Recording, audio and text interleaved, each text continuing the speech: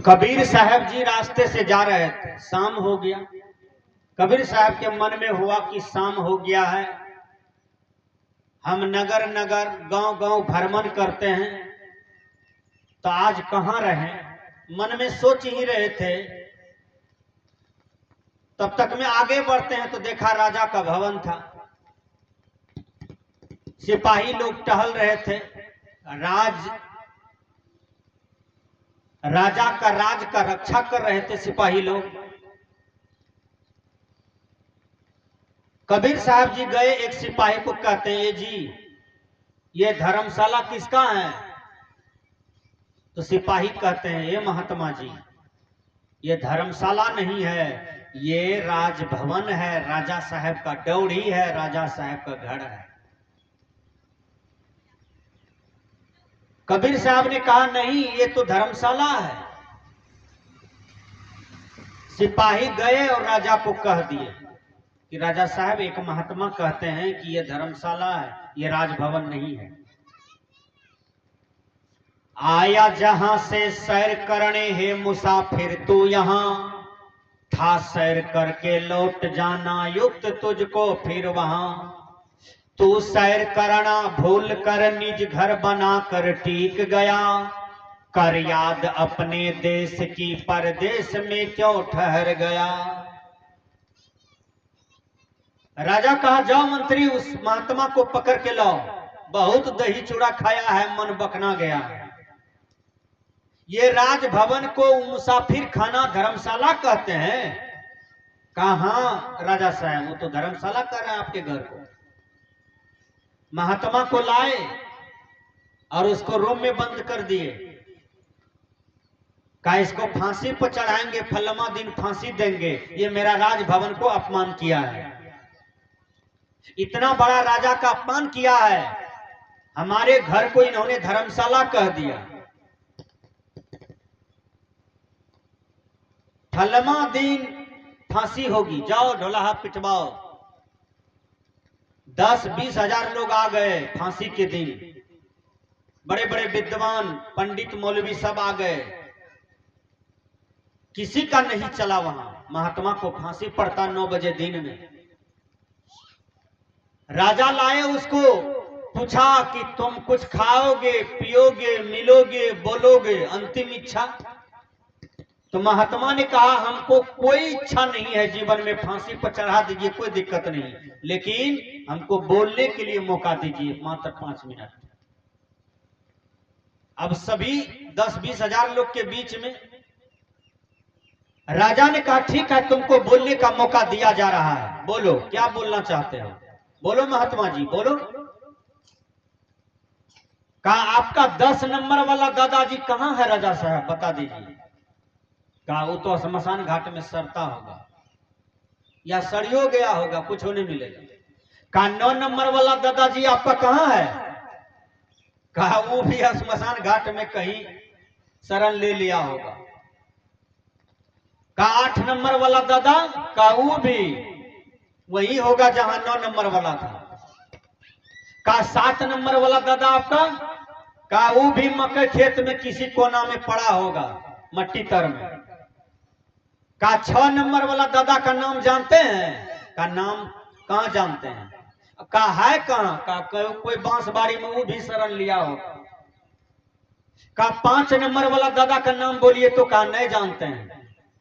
कहा है कहां, का कोनो केला बाड़ी में वो भी पड़ा होगा।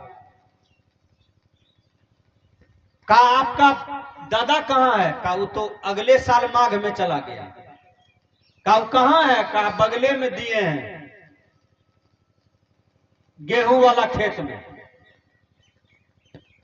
कहा तुम्हारा बाप। कहा दादाजी माघ में गए, बाप पुसे में चले गए थे। कहा बापो चला गया। कहा कहां चला गया। कहा कि इसी धार में पड़ा होगा वो भी। कहा रे मूर्ख राजा, जिस गद्दी पर 10-10 राजा बैठा और चला गया, तो उसी गद्दी घर को न मुसाफिर खाना कहा जाता है, धर्मशाला कहा जाता है, कि जहां लोग आता है कुछ काल रहता है फिर चला जाता है, उसी को न धर्मशाला कहा जाता है।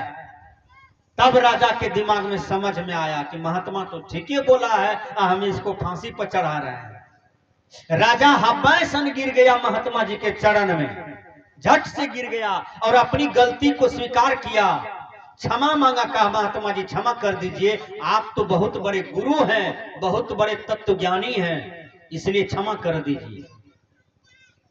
तो ये संसार में कोई रहा है? कोई नहीं रहा है, कोई नहीं रहेगा। इसी तिरकोनमा बस्ती में मुरलीगंज प्रखंड में कितने लोग आए, 500 बरस कितना लोग होगा, लेकिन कोई नहीं है, सब चले गए, धार में सड़ गए। राम भी आए थे, वो भी धार में सड़ गए। कृष्ण भगवान भी आए, वो भी मर के चले गए।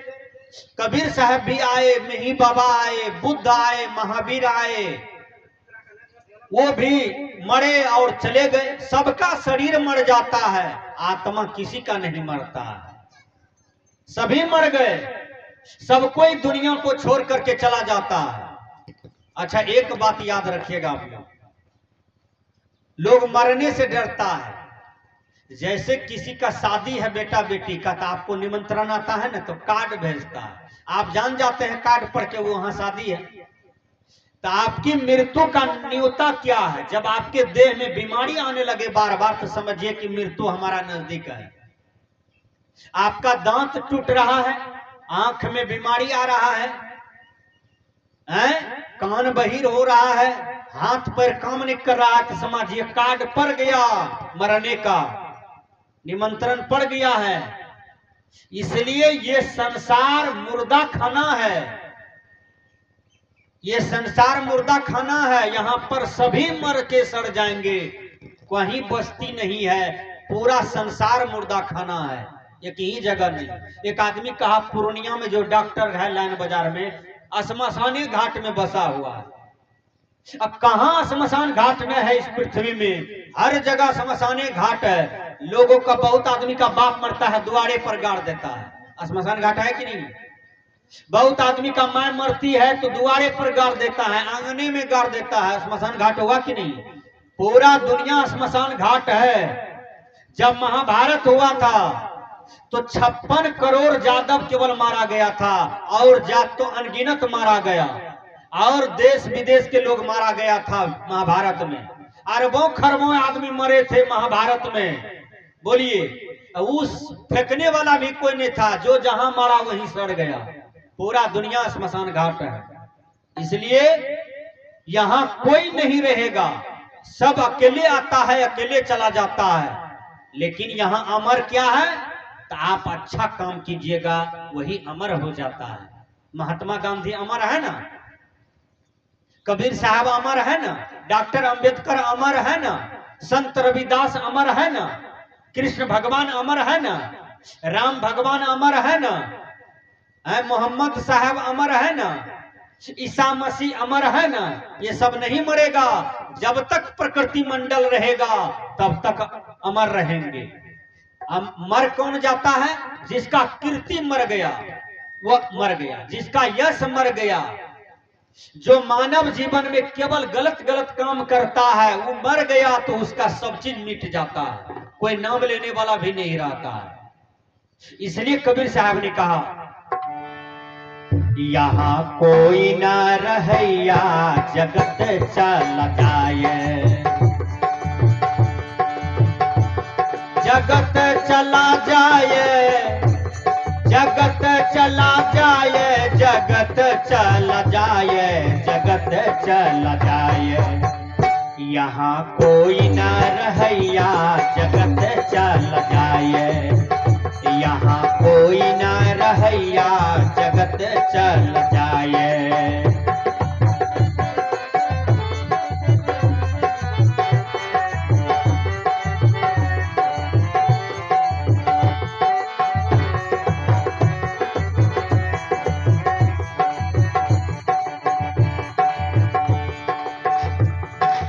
एक आदमी का बाप मर गया अचानक, पूरे परिवार छाती पीट पीट करके रोने लगा।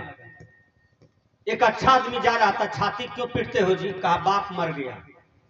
कहा तुम नहीं मरोगे, ढलेल खाता के लोग, वो तो मर गया बेचारा, तू भी तो मरोगे कुछ दिन में, तुम्हारा भी दाढ़ी बाल पकिए गया है। तो कौन है जो यहां सब दिन सुरक्षित है? कोई नहीं, सब तो मरेगा ही है। इसलिए हाथ मिला है तो दान पुण्य कर लीजिए, मनुष्य शरीर मिला है तो ध्यान साधना कर लीजिए, गरीब का उपकार कीजिए, गरीब का भला कीजिए, गरीब का भाई बन जाइए और उस गरीब को आत्मसाथ लेकर के दुनिया से चलिए। आपका यश, आपका कीर्ति अमर रहेगा। निरक्षर को विद्वान बनाइए, मूर्ख को विद्वान बनाइए। मां देवी है, पिता देव है, गुरु देवता है, इनको आदर दीजिए, सम्मान दीजिए, इनका पूजा कीजिए। कबीर साहब जी कहते हैं कि छाती मत पीटो, तुम्हारा भी नंबर आने वाला है। रावण भी कह रहे थे हम नहीं मरेंगे, हम अमर हैं, लेकिन भगवान राम ऐसा बाण मारा ढोरी में कि राम राम राम कहते रावण गिर गए जमीन पर। मंदोदरी महल में बैठे रह गई, रावण जी अकेले दुनिया से चले गए। जिन्होंने सोना का लंका बनाया वो अकेले दुनिया से चले गए। सोना यहीं रह गया, लंका यहीं रह गया, शरीर भी यहीं रह गया, कुछ भी साथ में नहीं गया। यहाँ कोई ना रहैया जगत चल जाए,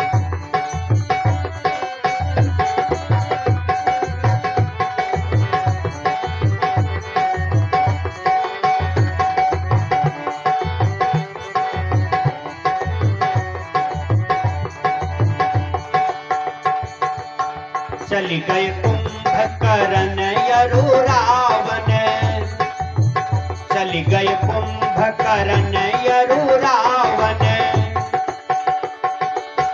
चल गए राम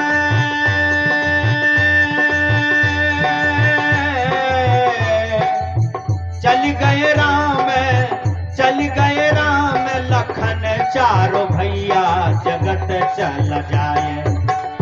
यहाँ कोई न रहैया जगत चल जाए, यहाँ कोई न रहैया जगत चल जाए।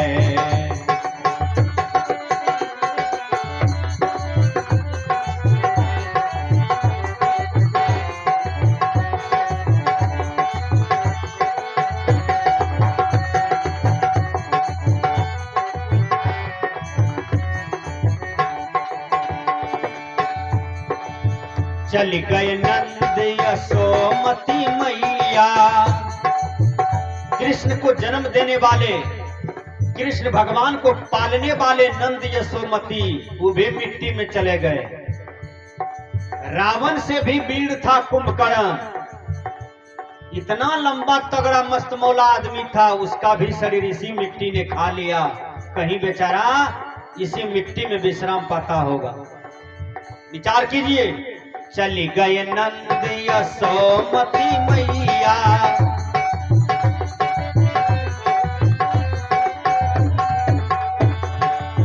चली गए नंद यशोमती मैया, चली गए गोपी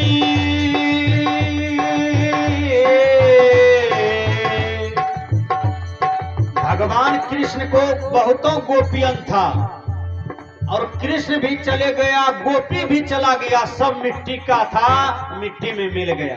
शरीर मिट्टी का ना है, मिट्टी में मिल गया तो रोने पटकने की क्या जरूरत है। चली गए नंद, चली गए गोपी, चली गए गोपी, ग्वाले कन्हैया जगत चला जाए। यहाँ कोई न रहैया जगत चल जाए, यहाँ कोई न रहैया जगत चल जाए।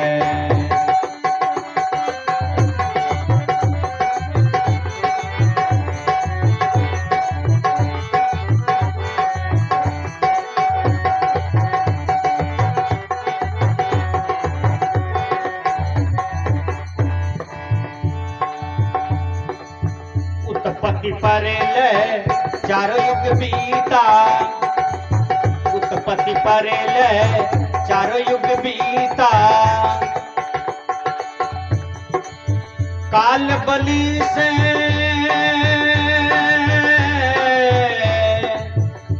कहते हैं सतयुग द्वापर त्रेता, सब में मनुष्य था ना, और सब में गाय जानवर भैंस ऊंट गधा कौवा मैना सब युग से है कोई, सब मर जाता है। परिवर्तनशील है दुनिया, नया नया आ रहा है पुराना जा रहा है, नया नया आ रहा है तो पुराना जा रहा है। इसलिए यहाँ पर किसी का स्थायी घर नहीं है, चाहे कैसा हो रजिस्ट्री करा लीजिए, वह जमीन छोड़ करके आपको जाना होगा।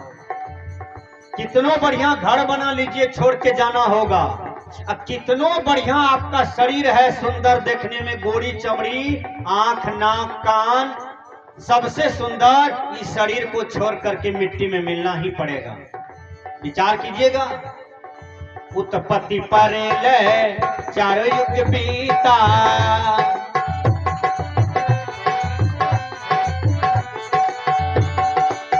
उत्पत्ति परेले चारों युग बीता, काल बलि से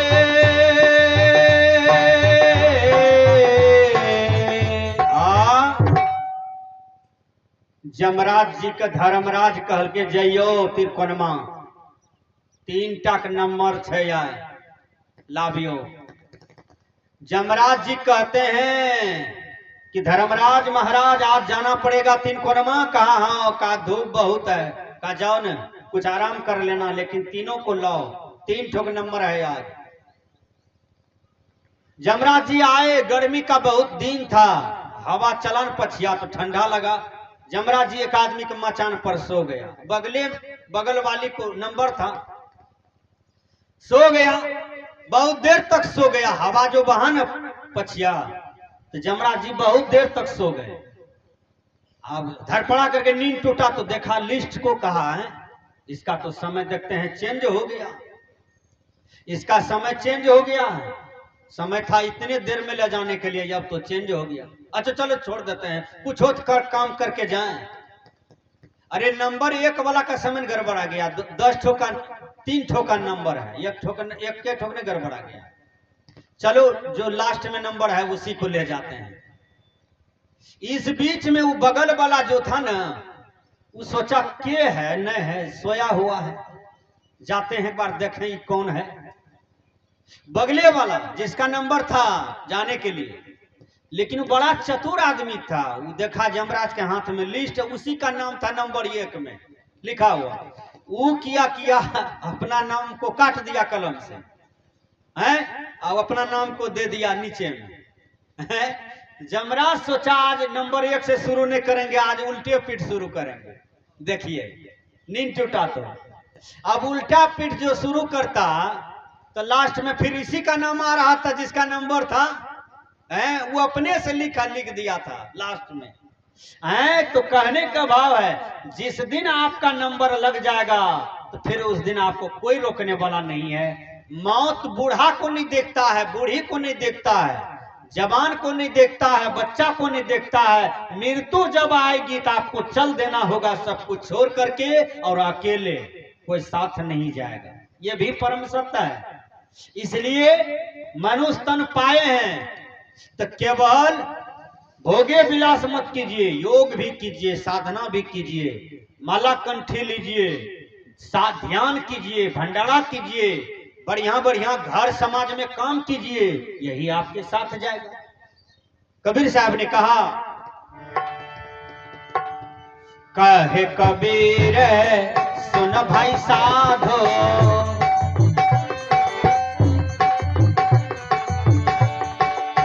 कहे कबीर सुन भाई साधो,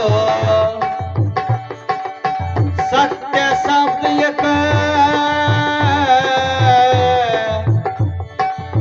सत्य शब्द एक होत सहैया, जगत चला जाए यहाँ कोई न रहैया, जगत चला जाए यहाँ कोई न